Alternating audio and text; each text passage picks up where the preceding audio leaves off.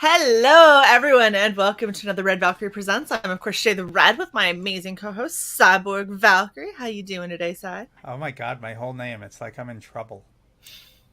I mean, I could have said, Cyborg Valkyrie, how you doing today, Alex? That's more. That's more. all your names. All your names at once. I'm in trouble. Yep. I'm doing awesome. I'm Okay. doing awesome. Gosh. Excited to be here. Peter, you feel the sarcasm coming off of that, right? Like you felt that too, because I feel the sarcasm. Right. I feel like I need to punch Cy. Peter, how are you? Oh, we lost him already. He's not good. Oh, no. Okay. You good? That was a lot of fucking thought behind it. He's like, I don't know. I'm not sure. There's probably a delay. With my, streaming and whatnot, which is why I don't have my camera on, but still my crappy internet.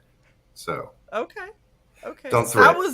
That was a severe delay. That was like a scary delay. It's fine. We're good. It'll be fine because we also have Mark. How are you, Mark? I am well-ish. Yay! See, that's a quicker response. I feel less worried now. I always worry because my internet, despite paying for the highest tier internet that I possibly can, every time I sit down to stream, it's like, right now we're throttling you. I'm like, what the fuck? I haven't done anything for like 18 hours, and I finally sit down. And you're like, right now. Get off. You have to pay for the super duper ooper. I can't pay them for anymore. That's the problem. She's like Wi-Fi'd off a booster. Why are you gonna blow my spot up? What the fuck, man? Because you're basically insulting me that I wouldn't have fixed this for you even remotely in 2 years. No, I have to get in that house and start drilling holes so you have a direct connection. Punch you in the fucking face. Okay. Anyway, for anyone, I love you. Fuck off. Exactly. Yeah. Exactly. Okay, so for anyone who doesn't know why we're here because we've got designated issue 1, which is going to be super epic. But before we can get to that, I think we have a cosplay reveal that has to happen. I gotta move this over here. Yeah, Sai has to do jobs, so bear with us. Okay, move that. Oh my gosh, this is the most laborious thing ever. Do not turn on your camera. I unfriend you. There. Okay. All right. Now, do your job. You ready? Hit the button. Metamorphosis completed, sir. Shae the Red Has now become awesome. Boom! Holy crap. So, I looked over all of your campaign and was like, I could be the blonde, I could be the brunette. And then I scroll down, and I was like, what is this trading card character with this fire red hair that I am totally in love with? And I was like, I also need to refresh my hair color. So that's what we went with. And it came out a little brighter than I was intending. So I was like, I actually kind of look like I'm on fire. Just a little bit. The hair is about right, I have to say. It's pretty darn good. I will you. need to know what color that is so I can tell other people that that's the color. I believe it's only a bold. I want to say that it's something along the lines of fire. I'll double check and get back to you. Okay. But yes, this is the color, and it's very, very, very bright. Especially because even this way, it's subdued for what it is in person. Like when I looked in the mirror, I was like, it's gonna fade a little. It'll be fine. It'll be Yes, but we Boy. of course are here to talk about this epicness, which I am super stoked for. First off, I gotta say, I love your little gray men looking so stereotypically little alien like dudes. I love how they look. I think it's so awesome. And yes, That Gordon, I do. was I look the, exactly how I want. That was the description that I gave the penciler. Little green men, that's what they gotta look like. They do. They do. This is exactly what I grew up with in the 90s, so I'm super stoked that they're like, yeah, bulbous heads. Is a Roswell gray. Roswell. The bulbous heads, the big eyes, the melon shape, the gray color. Yeah. Yeah. It's funny that she mentions the 90s because that's when this was written. Well, see, it's like I'm already tuned into all of this without being tuned into it yet. So why don't you tell us a little bit more about Designated and the story that we can get if we back? All right, so you want the story of the book or the story of how the book came to be? Let's hear both. I right. want all of the things. I'm greedy. So let's start with the actual book. We'll go the easy route. The book is about two warring alien races. You have the classic gray skin aliens fighting a war with the more beefy-looking aliens, as they were up in that little image up there, fighting over a newly discovered power source, the Capricious Star. The war finds its way to Earth. Those teens right there get the crystals implanted into their brains and gain superpowers because of which. Okay. That sounds like it would have been painful. They were unconscious at the time. It's all good. Oh my gosh, please tell me that they all had like the same dream where they were aboard a ship and then they all woke up and was like, dude, that was trippy. I had this dream that I was abducted. And everyone's like, wait, me too, though. And then, Well, actually, what it was is that there was a massive car crash in front of the hospital where one of the people was getting the implant. And so the alien was like, hey, I got more subjects, and let's get them all in that one shot. Check all these bodies, man. Just start popping them in there. They'll be fine. Let's just hide every one of these. It's so much easier than, waiting for another like willing subject, I guess. That's amazing. Okay, cool. So I highlighted this, and then you said, "Okay, cool." They can't have anal probed them and into the implanted brain. it in their brain. Yes, That's a long. That's a really long probe. Scenic route. That's a scenic route. That would be in the X-rated version of the comic. It's not X-rated. Look, all men of a certain age understand what a colonoscopy is. See, now you got me thinking. Man, I wonder if they did. Well, I mean, we don't show the process. No. Well, it is possible if they did it that way. Oh my gosh, no. I would like to think they would have picked any of the much more near orifices before going with that one. Like the Pelrider's like, no. You know what? I like the outside the box thinking. I'm with you on that. Maybe if this gets funded all the way through all the 5 issues, because right now all the issues are drawn and written. The ink is already done for the first issue. Inks is partially done for the second issue. Pete's working on them right now. But maybe if we get fully funded for all 5 issues, the next story, how did they get? Go right into it. In fairness, whenever you hear about aliens, you hear about 4 things. You hear about abductions, cattle mutilations, crop circles, and anal probes. That's the 4 things. It's true. Oh man. So why don't you tell us where this story came from the 90s? Let's just move right past Psy and all of their ridiculous things. So in the 90s, early 90s, I went to the Academy of Comic Book Arts and Fantasy Illustration, a comic book school in Manhattan, New York. Ooh, fancy. Because I always wanted to be in comics. Didn't want to do anything else. Want to be in comics. So at the time, Image was coming out, and the discussion was about being able to have creator-owned stuff. Before, no one ever thought about that. You just went to work for Marvel or DC. That was how it went. So the discussion came about, and in the school, they're like, well, how do we get our products out there without people stealing our stuff? And they said, well, what you do is you take an idea that you're willing to give up on. You're willing to lose a piece of the ownership, which is now the IP, to get your foot into the door. And then once you're an established comic book creator, you can go and make your own comic book that you really want to do. So I made this comic. I really wanted to do it. And I'm like, okay, this is my baby. I'm going to put that aside, and I need something else. And at the time, as I said, the 90s, everything was extreme and explosions and over the top. So I decided to make a story that was very subdued, very anti-whatever what was going on at the time. So this is what came out of it. But because it took so long to make this book happen, because at the time I was told, once again in the school, all you needed was about $2,000 and you can make your own comic. And 30-year ago, Mark said, hey, $2,000, I can get $2,000. I can put that aside. I can make a comic. That seems so easy. Obviously, since we're 30 years later, that was not that easy to do. No. So I wrote the story. A friend of mine who was in high school at the time, a friend of mine from high school, his brother was like, I'll draw it. So he drew it back then. So I wrote all 5 issues. It was originally a 110-page story, which is what it is. I wrote it in 5-issue increments. He drew all 110 pages back then. It took him about 2 years to do. And then I was like, all right, what's the next step? I got to find an inker. So about 20 years ago, I ran into Peter Palmiotti at a convention. And Pete, you tell your portion of the story. Oh, shit.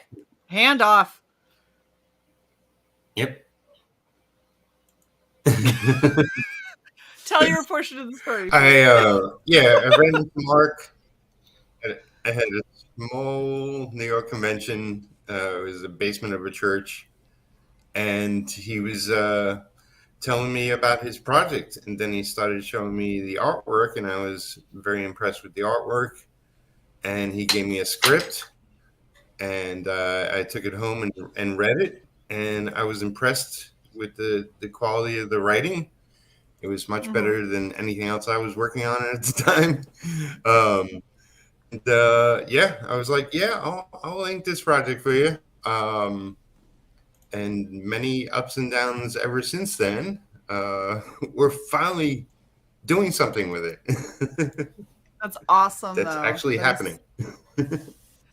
See, and I feel like this is something that happens a lot that people don't seem to realize, because everybody wants to say, like, oh, in order to make a comic, all you need is the drive. And it's like, okay, cool. So I have the drive. And it's like, oh, well, you do also need funding. But, you only need this much funding. You're like, okay, I can make that happen. And then it's like, oh, unless you're not a artist, penciler, inker, colorist, or letterer, then you also need those. And you're like, okay. So you start pricing out all that stuff, realizing that your budget's growing a lot more. And they're like, oh, also, just throwing this out there, you should probably get an editor. You might want to have a project manager, maybe somebody in marketing. Oh, and you can't just sell the book. You have to have other things to add to it. And you're like, okay, hold up. I thought I just needed a fucking dream and the drive to get there. I thought that was all I needed. And now, all these years later, it's like, okay, you also need an entire team of people behind you, and an entire funding line, and enough people to believe in your dream to purchase it, and enough marketing to get to people who do believe in your dream to purchase it. Good luck. Yeah, that's pretty much what happened. Even right now, to make this Kickstarter campaign was a task. So many things that I didn't even think of, because originally I wasn't even supposed to be doing it myself. We were going through a publisher, and we parted ways amicably. Like, we're still friends. We have a good relationship. That is good. That's hard to do. The conversation came up, hey, can you do it yourself? And so we had to sit down. I had to talk to all my contacts that I've made over the past 20 years. I'm like, all right, I think we can do it myself. But even still, this would not have been able to happen without our graphic designer, Abby Gabato. She designed the entire page. She designed all this stuff. Without her, would not have happened, hands down. Oh, yeah. Yep. And I've got to say, I do like how she's gone through and made it very clear, like the rewards, they're bright yellow and very clear everything that you get. Because I've seen a lot of people who do this portion and you can't get a little fancier with it, but there's some people who have so much going on, like this right here that you got, right? This is quite the tier, and you definitely want to show off because it's one of your higher tiers. You want to show off all the goods there. I've seen people who've done these kinds of graphics and you're just like, what do I get? Like, I don't even know what I'm looking at. There's so much here. And so this is very clean, very well done. And I also added the link to the guy's website, so that way you can see exactly what kind of a thing you would get. Fancy schmancy. Oh, okay. He does custom polymer clay sculpture. I'm just going to keep that reference. That could be in handy at some point. Oh my gosh, hold on, wait. You were showing? You got to tell me when you show things. Yes, look at her. So this is an example. I mean, obviously, it would be one of the characters I have from the book. You can pick any character, any pose, custom design, handmade.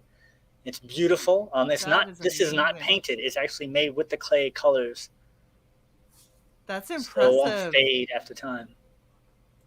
Very, very cool, man. I mess with polymer clay, and there's a ton of colors and a ton of cool stuff that you can get, but it can still be a pain in the ass to get it to look just right. And he's got a lot of detail in there. That is really impressive. It's very, very cool. All right, so let's talk a little bit about the stretch goal section, and then we'll go through your actual tiers. Stop trying to. So the stretch goal is actually as follows. We have one right now. So basically, if we make goal, you will get 6 different independent comic books with whatever you ordered. It's digital. So you'll get a little PDF of all different creators. I have all links of all the different books down there. So these are people I've known throughout the years on the radio show I do. Once we hit that, we have other stretch goals that we're going to put on there. But I figured let's do one at a time as opposed to putting them up all on there. I always find that, like, if you get $10,000, you can do this, this, and that. But we haven't even made $5,000. So let's get the $5,000 out of the way first, and then we can slowly go on. So because I said the story is already written, the pencils were already done 20-something years ago, we can actually give you issue 2, issue 3, issue 4, issue 5. So the next stretch goal would be you'll get issue 2. So anybody who bought issue 1, you'll automatically get issue 2. You don't have to pay anything extra. And if we make the next stretch goal, then the next goal will be issue 3, and you get 1, 2, and 3. And then we get obviously 1, 2, 3, 4, and then we'll get the whole trade if we make it up to whatever we need to get that done. That is actually a very different strategy than I've ever seen anyone else do. It's very bold, and that's something that I almost like. I love that you've got this. I have a video for that. It's a bold strategy, Cotton. Let's see if it pays off for him. So the thing that I think is interesting is because usually, especially when creators are coming out with their books and kind of breaking onto the scene and everything, and granted, like you have your own show and your own audience, so it's not like you're brand new to any of this. But when people are kind of first doing it, if they've got issue 2, 3, 4, like, in their back pocket, usually it's like, let's see how the first campaign does, and the second campaign, maybe we'll do 2 and 3 together or whatever. And instead you're like, oh no, if we do well enough on this campain, we can get the whole trade. Like, we can get the entire trade. Just I've waited 30 goddamn years. I want to get this done. Fair. It is totally fair. Let's just get it out there already. Come on, man. I really love it. And that I love that you have this. The second you hit this, right? Mm-hmm. I would put that your stretch goals, at whatever mark they're going to be, the stretch goals are to get ever closer to getting the full trade. I would let people know that up front, just because I feel like it's a different, like, most people think of stretch goals, you think of like a keychain or a bookmark or a mini print, and everyone's like, okay, whatever, it's more stuff. But like, this is like, no, this is the rest of the story. Like, we can get without having to do another crowdfunder and having to wait for that to get set up and wait for all of that shit to happen. Like, we could do this all now and we can make some real big strides. Like, that is really exciting, and that's something I would definitely make sure that people know about ahead of time, because that's not what most people do in these campaigns, and that's a really cool idea. Oh, well, thank you. And I will take that. We'll put that up there as soon as, if we get that, let's do the other stuff. One of the other things I was told is to make sure people know that you have pages, that you have work. So that's why in the video it's so long, because I'm just showing pages. It's like, this is the pages. This is the pages. Look, here's the pages. There's more pages. Yeah. So a lot of putting it in a video is one way to do it. I'm not going to lie. I'm not going to sit and look through the video. Like, that's my, if the video's not taking the standard kind of trailer approach to it, where it's like kind of like sitting down before a movie and getting a snippet of this is what the story has, and you're seeing a lot of the pages and a lot of the work with it, but you're hearing the key parts of the story that are your hook. That's normally what gets me interested in a campaign. For other people, it's different. I know I do like that you have some of the pencil and ink pages like up here so people can see exactly what it looks like. And you've got the colored pages so people can see the difference between the color and the inks and all of that. That's really, really good. And I wouldn't put more on here because it's too much scrolling. But I also like to be surprised when I get my stories. So I really like I refuse to read any of these speech bubbles. And I'm just like, okay, cool. So I get an idea of what this looks like. And okay. All right. Shit crashes through. And yeah, lucky me. Okay. I read one speech bubble. We're good. I'm not reading anything else. Like, I don't want to spoil the surprise ahead of time. But yeah, it looks like a fun story. It looks like a kind of crazy, ridiculous romp. Where the humans are just kind of like a pawn in the middle of this giant war, and that's fucking hilarious and awesome. And I love that you've got these, big burly dudes and these tiny little skinny ones. And I'm like, yeah, but I feel like the skinny ones are probably a lot nastier than they may seem. Like, they just, it's like when you see like a nerd and you're like, oh, okay, sure, like you're gonna do something, and it's like, yeah, but that nerd knows how to like blow up a combustion engine or some shit, and you're like, oh. It's the classic, what was it, spacemen versus cavemen. Yeah, exactly. I really like it. And then, of course, you've got the obligatory, you got to have a little cheesecake in there, because I was specifically, that's why I put that page on it. That's why I made sure that page was colored. So, I was told by many people, you got to have some boobs on there. I was like, okay. Look, okay, as much as I hate to admit it, we've done quite a few art auctions, and I will say nothing sells quite like boobs. So, some of the best artists that I've ever, seen have sold less than what I would have expected, and been outsold by someone who had a nice pair of tits on display in their artwork. So, people like what they like. But yeah, I definitely I like this page. I think it was really funny because I stared at this for a while and I was like, is she putting on, like, the only thing that confuses me about this is she putting on nylons and then pants? Yes. Why would you ever do that? Well, you so this psychotic woman. So this is what happened. So in the description, when I told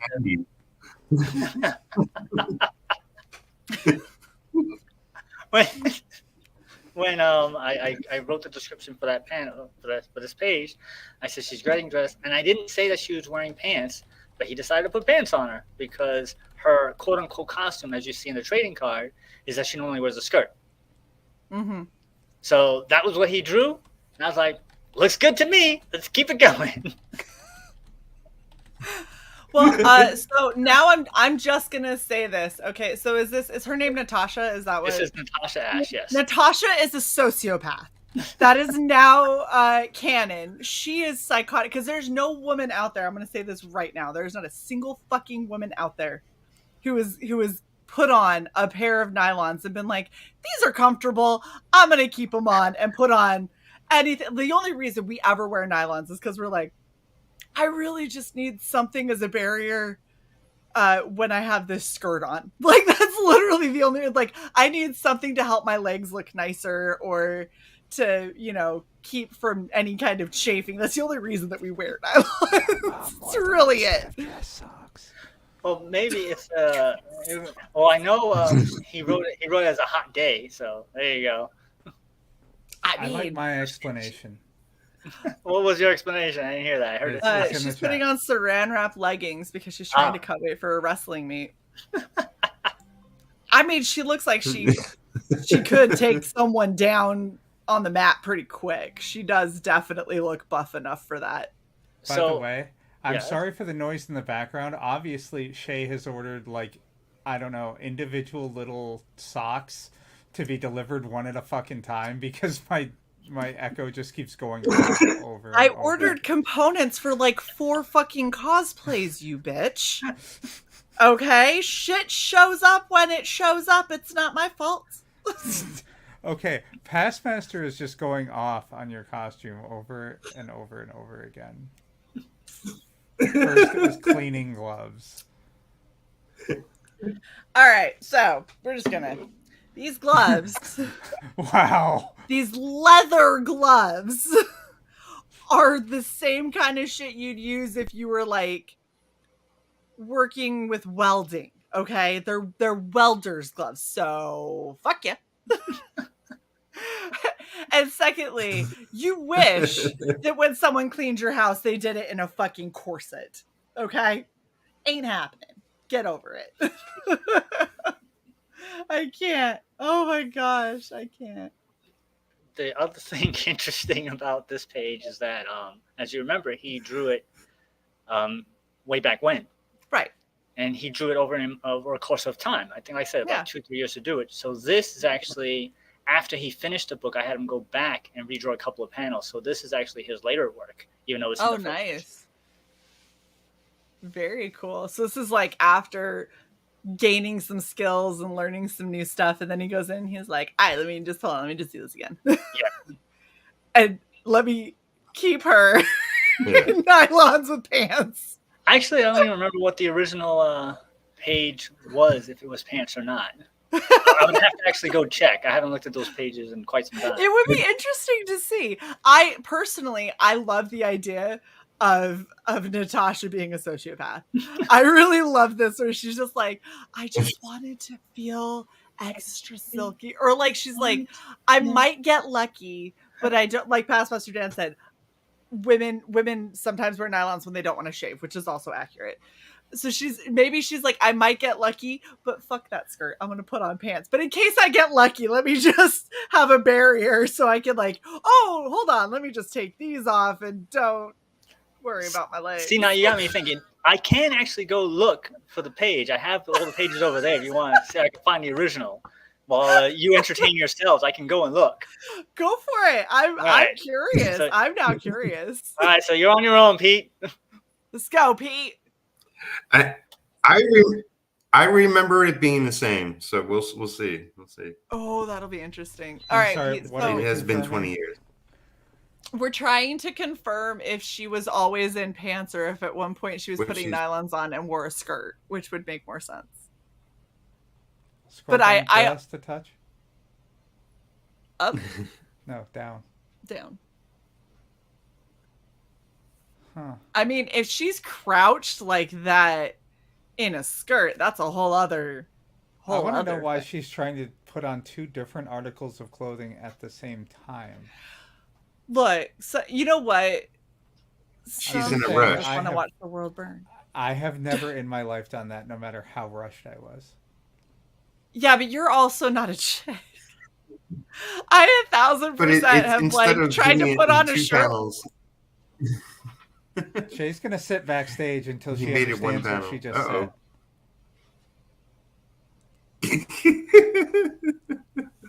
I could accept you didn't grow up a chick. Okay, I apologize. You are all woman. My bad side. I am at least 64%. You're every woman. Do not inflict that song on me. All right, Pete. What's your favorite part of this project so far? Other so than that, it's far, finally getting made. I mean, I really want people to get the whole book. Yeah, the fact that it's getting made. Yeah, we've been through some, many years with this project, and tribulations, and I do want to see it get done. So, as far as I'm concerned, like, let the first issue successfully be funded, then we will go on. Like, if we get the whole trade with this one, that's great. But let's at least get the first issue funded, so we can move forward and make the rest of it happen at a later date. Yeah. Absolutely. I didn't hear So, any Mark, of that. what's the burning answer? So I was this just is talking about you. Don't worry about it. Original image, and she is wearing pants. Look at that. Oh, So she is Shiny just pants. crazy. And you can see the difference in quality. Yes. Yeah, so look at that, and then look at this. Very different. Very different. It's so cool. I love seeing stuff like that. And so, Peter was saying she has a really hard butt. Yeah, what is with her ass? She has like zero ass there. She's like a simple ass. What is this? I love it. Oh, it's so good. See, look at this. Look at that. Oh. Nice. 2007. Yep. Hey. Nice. You know what I'm saying? 2007. Oh my god. And the pages look pretty well done. They maintain very well.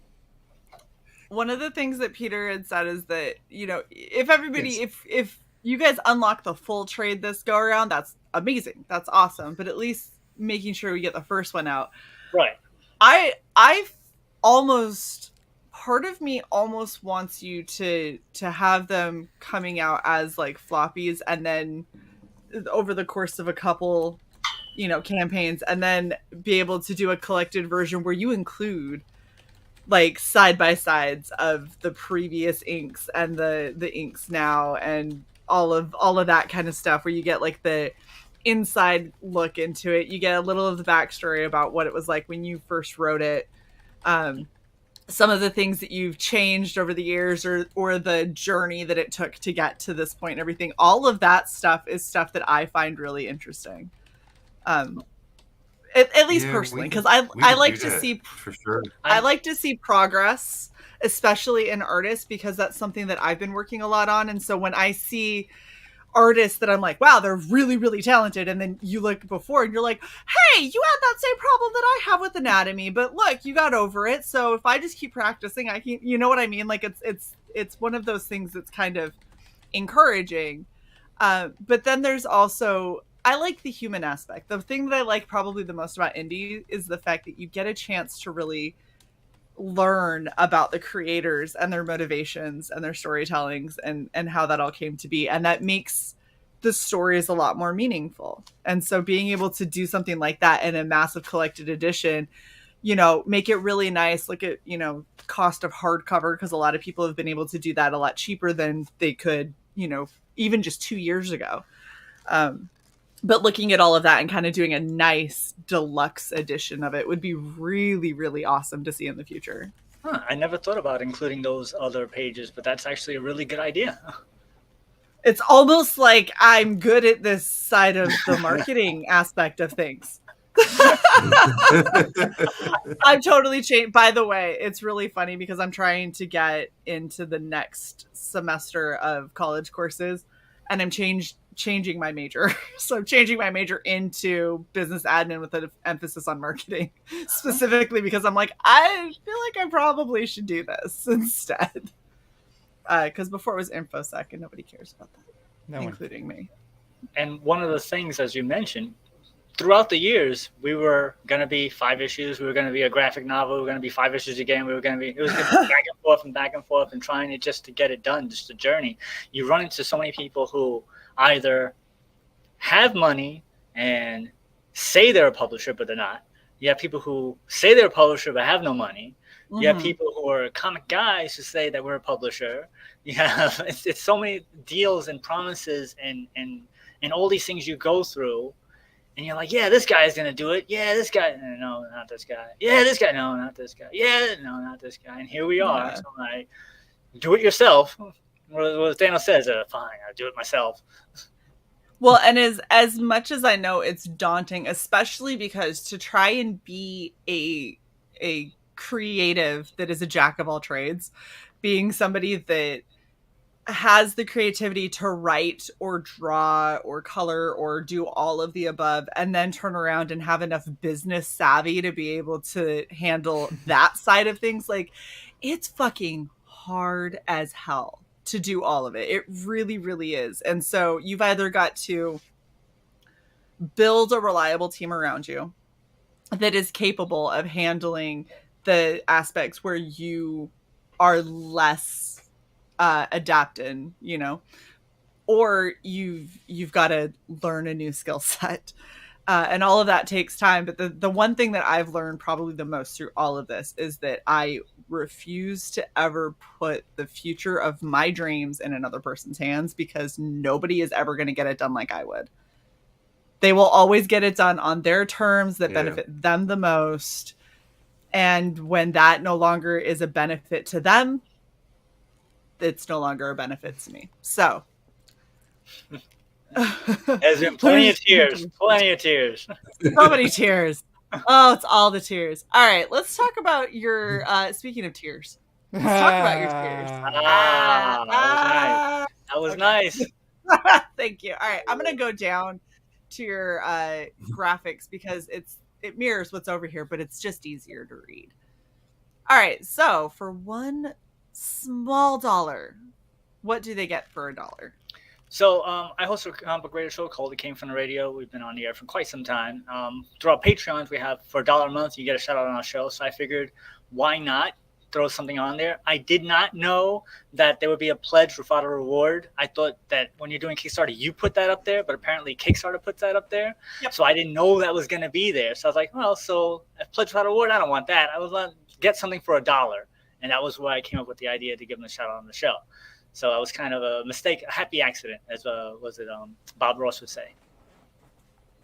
Yeah, absolutely. All right, so then for $3, $3, PDF of the comic. It's simple, straightforward. You get the 22 pages. Like I said, it's already penciled and inked. Lettering's happening right now for those pages. Obviously, if we make the goal, we'll get it colored. $3, you get that. And if we get more, you get more issues as well in the PDF form. Awesome. 15. 15, physical and digital. You get the book mailed to you. I'll mail it out myself. Give you a little happy little note, says thanks a lot. Goes out to you.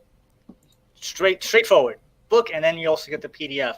Now, I've been told that some people like to hold off the PDF until they get their physical copies. Hell with that. You'll get the PDF right away, and then you'll get the thing later. You don't need to wait. Well, and see that's there's people in so many different mindsets when it comes to PDFs. I know people that won't even offer PDFs because they're like, yeah, but pirating. I'm like, okay, sweetie, let's be realistic for a second. If somebody wants to pirate my book, they're gonna, no matter what. And in all honesty, I've seen a lot. Full disclosure, there's been times where I have been given something, regardless of how that person got it. That's not my business, but I've been given something and I've enjoyed it, right? And then I find out, well, the second issue or the third issue is coming out, and I'm like, I really don't want to wait for my friend to decide that they're gonna get, like, fuck that. So I'll go and I'll find where it is and I'll buy it myself because I enjoyed the first time. And so it's like, all right, yeah, you might initially miss out on some stuff. You might have people that pirate you long term. It could happen, but if they're going to continue to pirate you, at least that's somebody who likes what you're doing. And at some point, there's going to be one that's not available from pirating, and you're going to gain a customer. Yep, exactly. And a lot of people are like, well, I don't want to get just the one. Like, if I'm going to have it physically, I want the series. And so then you're going to get a customer that usually is going to get everything. Every time you've gotten like a preview or something like that, or like an issue 1 has come your way, you've been like, well, I mean, I don't want to wait for issue 2. And now that I have issue 2, I really don't want to not have issue 1 in my collections. Right. Well, and I mean, I'm a completionist when it comes to this kind of stuff. Like, I get so antsy that I have missed out on certain issues of series that I don't have time to check, because I have like 7 or 8 short boxes right now full of comics. So I haven't checked through all of them, but I'll be like, shit, this closes in 3 days.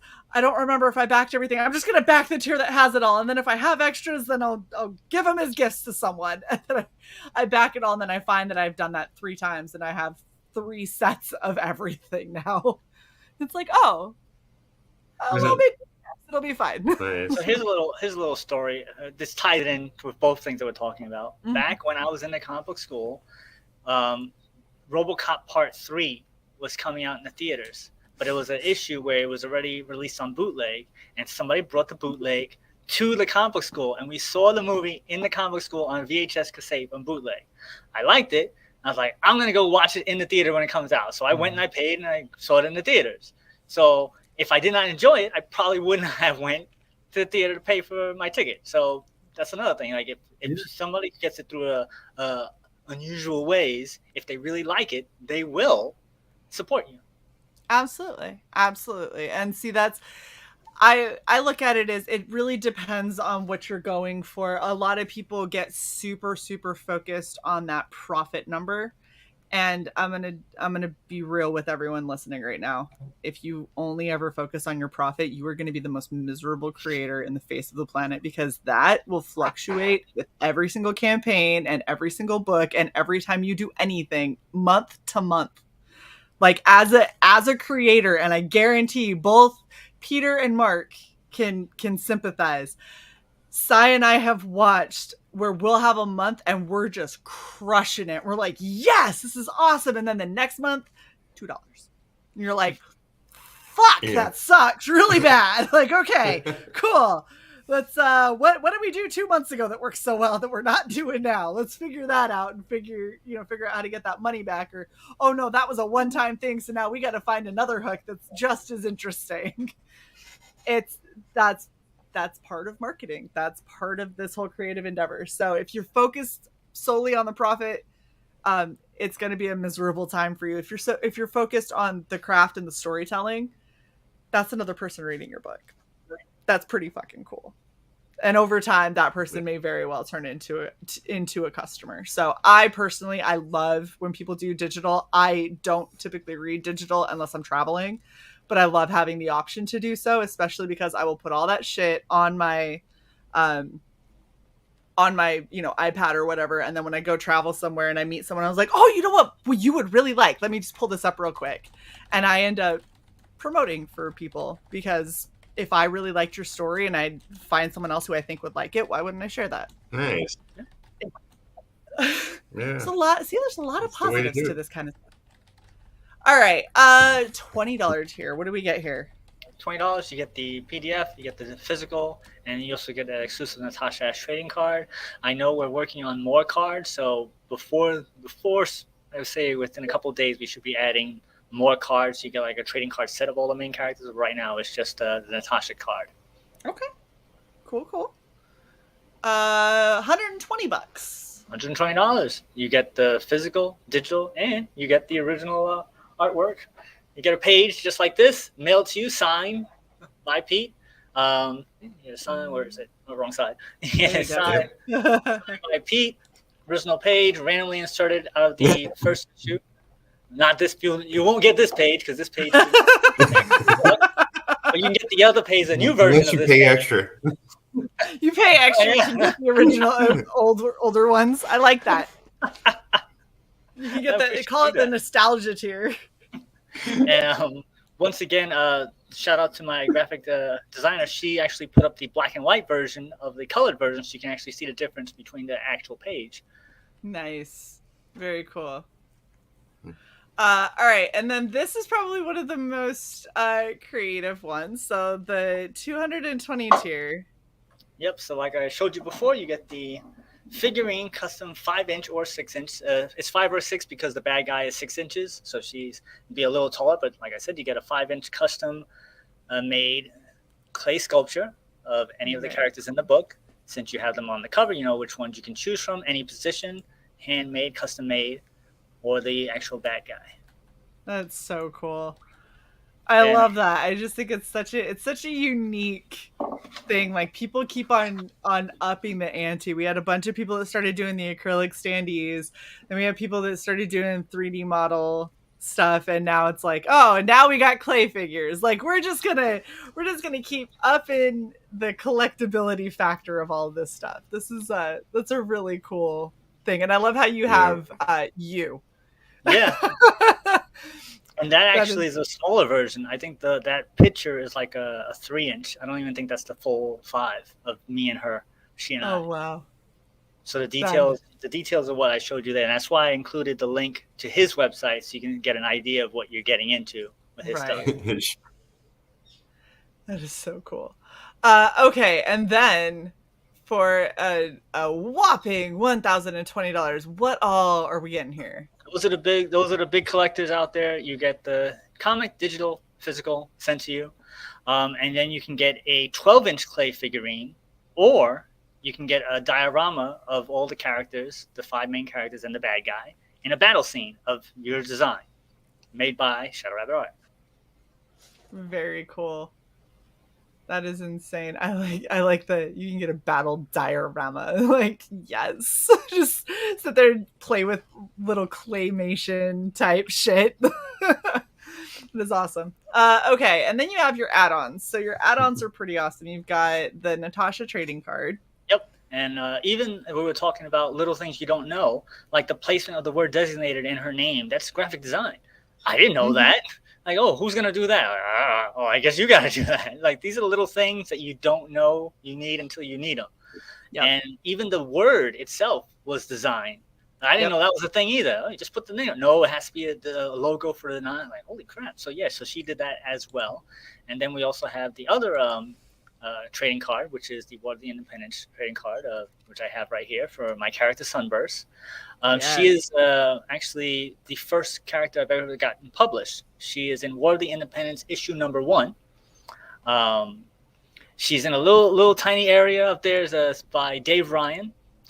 He decided to make a crossover comic book series of all independent creators way back when. And he's like, thanks to Pete, he was like, hey, you have a character. You want to be in my comic? I was like, sure.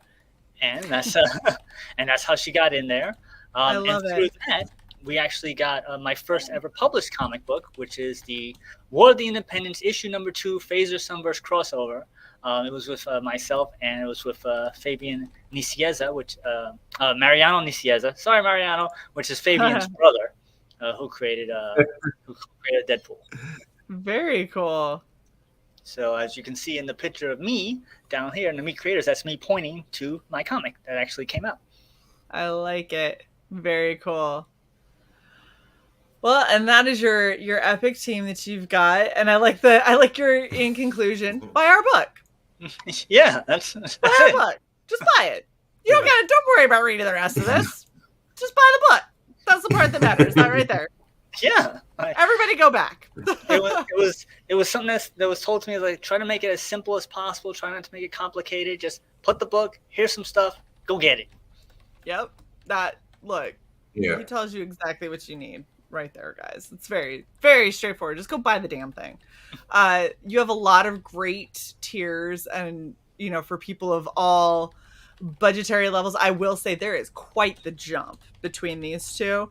But if you end up with, let's say that you ended up with a whole bunch of fan art or whatever, and you decided that you wanted to maybe do a collection of that and do like a mini zine type print or something like that, that could also be an add-on, or a full, one more tier or something like that. But I like that you kept it really kind of straightforward. I feel like that's really simple. And thank you for not horribly undervaluing your original comic page art. So that was all Pete's decision right there. I was like, Pete, how much you want to do it for? Yeah. Thank you for not horribly undervaluing your art. If you catch what I am actually saying there. No. That is still really inexpensive for an Yes. original comic page. But y'all get it while Pete doesn't realize how much more he should be selling that for. But yeah, I think this looks it looks like a lot of fun. The premise feels like just the right amount of ridiculous.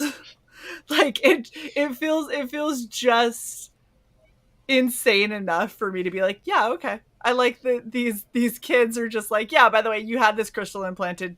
Now you got weird superpowers. Oh, and 2 aliens are fighting over the crystals that are in your brain. Have fun.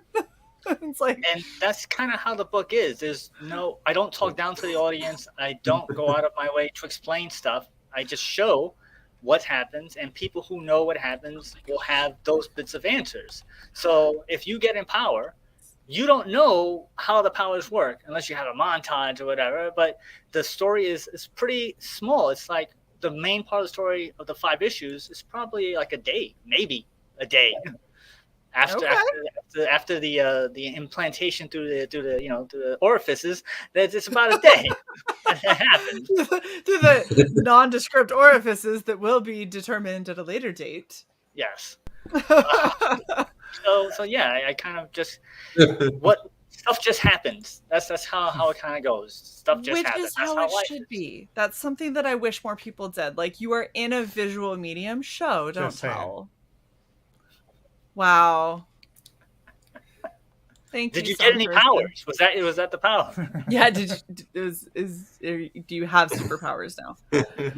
Horrible. Sai, do you have any other questions for our awesome guest? Just no. No.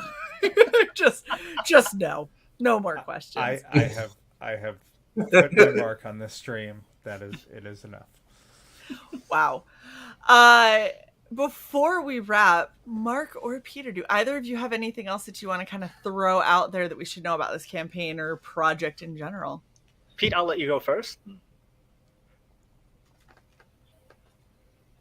Well, I mean, besides this campaign, I do have another project that is live on Indiegogo, which is Wildcat Anthology. If people want to go check that out, I know maybe your audience is more oriented to IGG than Kickstarter. So that is a book where we go a bunch of both ways. creators and we have short stories. And cool.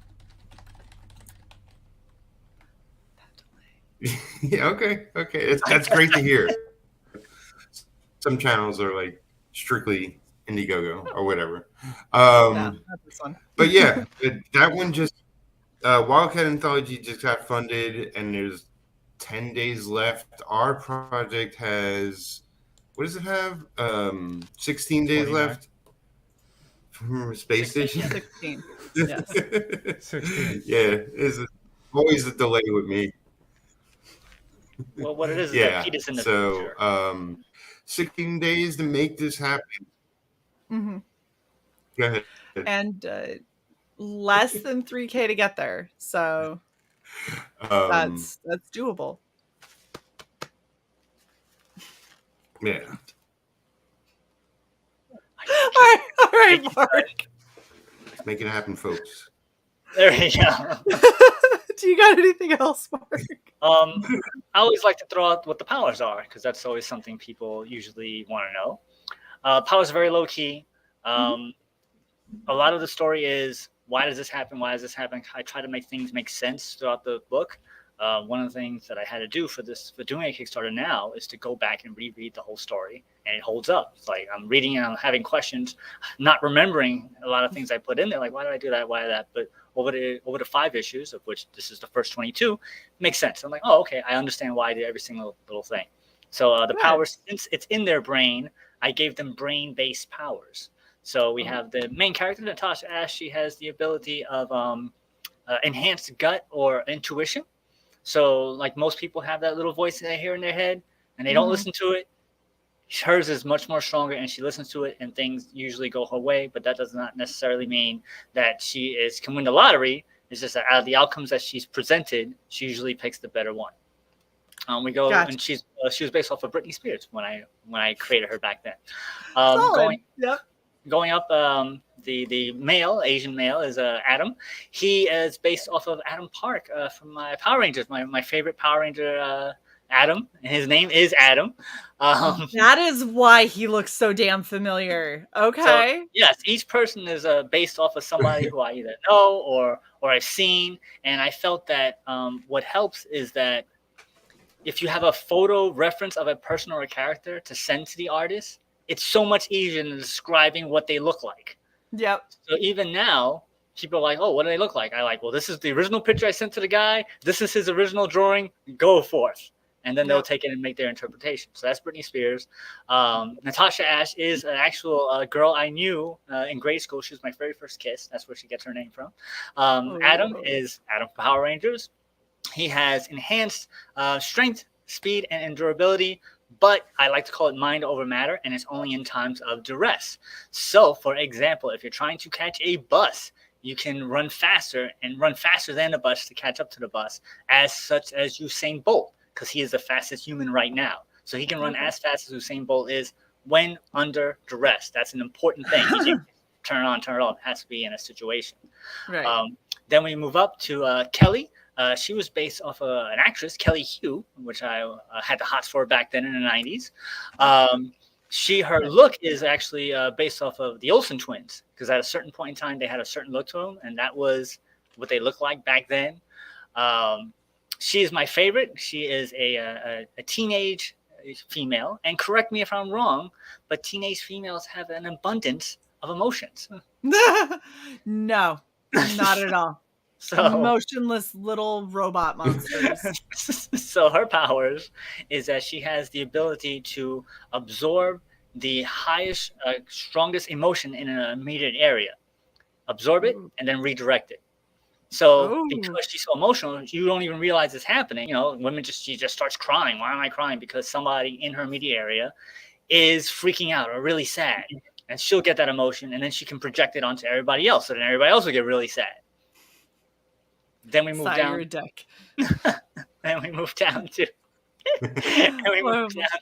Chris.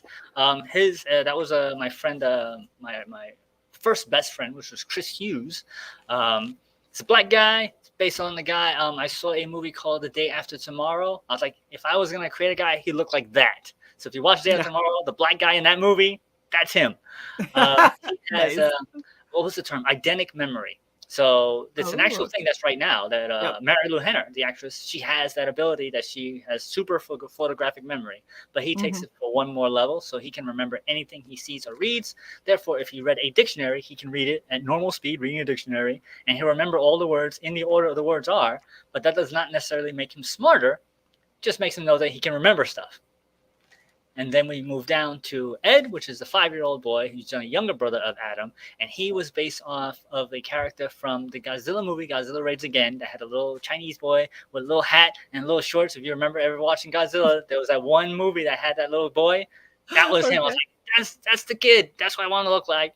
That's why he has the hat and the little things. And because he is the 5-year-old, what happens is that he has an imagination that most people don't have. He has a different understanding of how the world works because he's only 5, as a lot of kids do. You ever talk to kids, they say some crazy stuff. They can imagine certain things. So because of that, he's the most powerful. But once again, because he's 5, he doesn't realize that he's the most powerful. So he has the ability to, astral project when he's asleep, but only when he's asleep. So he's having a dream, but the dream is actually really happening, where he appears in other people's dreams or in people's reality. So he pops up, hey, there's a little kid. What's he doing here? But he's actually sleeping, and he's like, oh, we're supposed to do this. Like, how do you know you're supposed to do this? I don't know. I just know. And that's how the story kind of goes. Hey, you're supposed to go talk to this guy because that's what I know. I don't know how I know. And then he also has, when awake, once again, under duress, is when he has the ability to create physical manifestations of things. So, for example, if he's trying to get through a door, if his brother's on the other side of the door, he needs to get through the door, he can manifest a hammer or an axe or something in his hand to break down the door. And that's how the powers work. Very cool. Some person asks, Sai, do you think that Shae would dress like a walrus if it was a main character in a comic launch? And Past Master Den says a Shae-ress would be cool. And Sai comes in with the logic, I did dress as a planet once, so I don't think walrus is out of the realm of responsibility. Nope, and we're done. We are now done. That's too far. Oh my gosh. No, I wasn't. I was a blue planet. Anyway. I'm super stoked. This sounds like it's a lot of fun. It definitely, like you had said, you wrote it in the 90s, and this definitely, it feels like a really fun, just 90s kind of story. The other night, I turned on Teenage Mutant Ninja Turtles 2, which secretly used. Yeah, that's a horrible movie. But I put it on and really kind of was like, I remember watching parts of this when I was a kid and just being like, yes, this is the coolest thing ever. Go and Ninja, go Ninja, go. Exactly. Go, yes, go. Exactly. And so I'm sitting here watching it, and I'm watching it as an adult going, there's like so much of this is so corny, and I just don't even care. Like, I'm so happy right now because I remember little me being like, yeah, go get him, Raphael. Like, okay, cool. But this really feels like it captures a lot of that same kind of energy and nostalgia where it's just like, it's because it's cool. It's because it's cool, because it's fun. And I love that you're not hammering into everybody like, here's all of the exposition as to why this is happening. It's like, no, they don't know. Like, it just happens. So, yeah, I'm done with the planet talk. I'm done with that. I love that it's a complete story from beginning, middle, and end. It's self-contained. You know, like, people will read it and enjoy the story, and there it is. It's all done. Yeah. Well, and it feels really fun. So I'm super stoked. I hope a lot of people go and back this. You guys have 16 days left, so just over 2 weeks, and not even 3K to get. So hopefully people see here and get excited and want to back. But you know, and even if it doesn't pan out this time, I definitely would, you know, take a month to just kind of regroup and relaunch. Because I think that it's a fun story that has a lot of good potential. I'm ignoring our chat at this point. I'm not even gonna look over there. One of the things I always say, I even said it in the video, and I say at the bottom, if you can't afford to purchase, even if you can't afford $1, because I've been poor, I've been well off, I know how it is. If you cannot afford $1, that's perfectly fine. Share it out there. That'll be worth, if you can't afford $1, your dollar's worth of energy to hit that share button and say, hey, let somebody else know about it. Will mean the world to us, because the more people know about it, the higher chances are that we can get funded. Absolutely.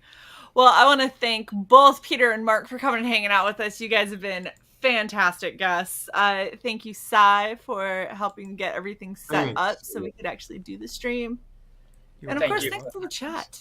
The chat was awesome, and I want to say once again, that hair that's perfect. You've done an amazing job. Thank you. I'll get you the exact color, but this is actually the color I dye my hair almost every single time. So it was just an excuse you ruined to do it. Early. You just ruined it. I know. No, I did it just for you. It was specifically just for you. With science. It's horrible. All right, guys, we will see you for our next show at 8 p.m. Eastern. So just under 3 short hours, and go check out Designated. It's going to be awesome. We will see you guys next time. Bye.